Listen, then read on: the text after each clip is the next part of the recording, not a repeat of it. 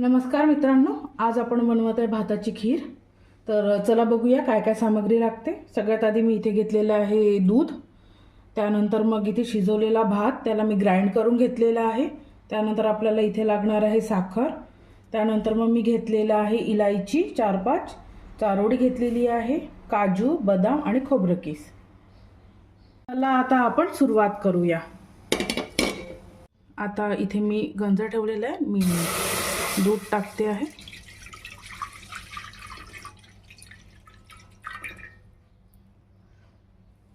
इथे मी दूध टाकलेलं आहे गरम व्हायला। आता याला उकळी येऊ द्यायची आहे, मग आपण पुढची प्रोसेस करूया। जसं तुम्ही बघू शकता उकळी आलेली आहे दुधाला।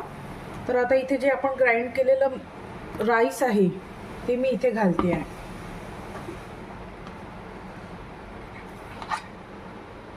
हे ग्राइंड केलेलं जे मी राईस आहे हे मी इथे घालते आहे।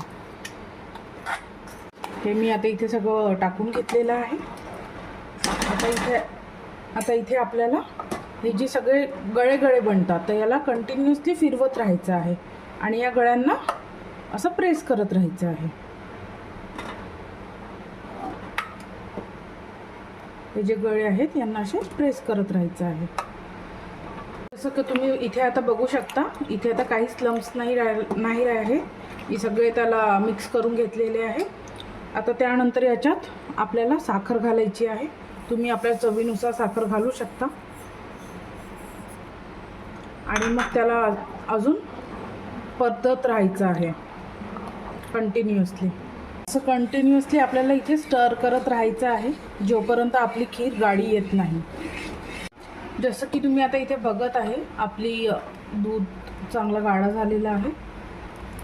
तर आता इथे मी खोबरं किस आणि इलायचीला मी कुटून घेतलेलं आहे आणि चारोळी हे घालते आहे।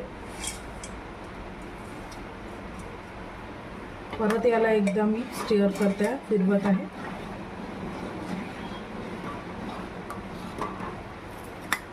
आणि मग आता इथे मी हे जे आपण ड्रायफ्रुट्स घेतले होते काजू बदाम याला मी आता इथे घालते आहे।